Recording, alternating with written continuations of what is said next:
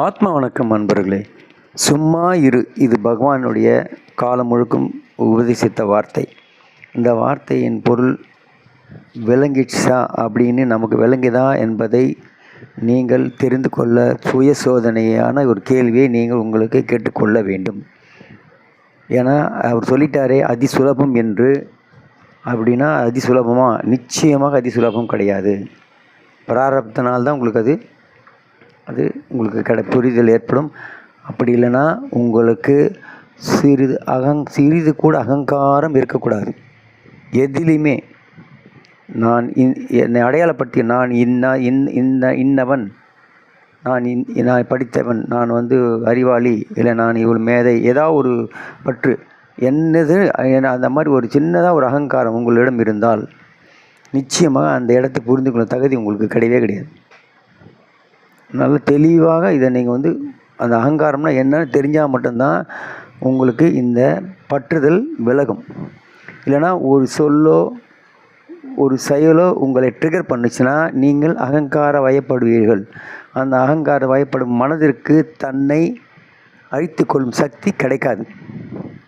ஏன்னா மனசுக்கு அகங்காரத்தை புரிந்து கொள்ள செய்யதால் தன்னைத்தானே அழித்து எப்படி விலகி நிற்கணுன்றதை அதுவே குருவாய் மாறி சொல்லித்தரும். அந்த நானற்ற நிலையை நீங்கள் புரிந்து கொள்வதற்கு மனம்தான் வழிகாட்டும். அது பயிற்சிகள் எல்லாமே மனது செய்வது. ஆனால் சும்மா இடத்துலேருந்து மனமற்ற நிலை, அது மனதில்லாத நிலை. அது மனசு இல்லாத பண்ணுறதுக்கு அகங்காரம் அழியணும். ஒரு துளி அகங்காரம் உங்களால் இருந்தாலும் உங்களை நீங்களே கேள்வி கேட்டேன், நான் எனக்கு கோபம் வருதா, இது மேலே பற்று இருக்கா அப்படின்ற ஒரு நினைப்பு உங்களுக்கு கேள்வி கேட்டுட்டீங்கனாலே தெரிஞ்சு நீங்கள் இன்னும் அதை விளங்கவில்லை. உங்களுக்கு அந்த நிலையை உங்களுக்கு புரிதலுக்கான தகுதி உங்களுக்கு கிடையவே கிடையாது. அந்த தகுதிக்கு நீங்கள் மாறினா மட்டும்தான் அந்த இடம் புரியும். அப்படியே நீங்கள் புரிஞ்சுட்டா நினச்சிட்டிங்கன்னா அது உங்களுடைய மனது செய்யும் மாயை, உங்களை ஏமாத்துது. நீங்கள் படித்ததை வச்சே அது உங்களுக்கு சொல்லும். வெட்ட வெளி சுத்த வெளின்ற மாதிரிலாம் சும்மா இருந்து வெறுமனையே இருந்து காட்டும். ஒன்றுமே மனமே எண்ணங்களே உதியாத நிலையாக காட்டி பிளாங்காக நின்று காட்டிட்டு இதுதான் சும்மா இருக்குன்னு உங்களுக்கு போய் சொல்லும். ஏன்னா இந்த பிளாங்காக இருந்தால் கூட அங்கே கவனிப்பவன் ஒருத்தர் இருக்கான்றதை கவனிப்பவனாகவே மாறி நிற்கிறது உங்களுக்கு தெரியாது.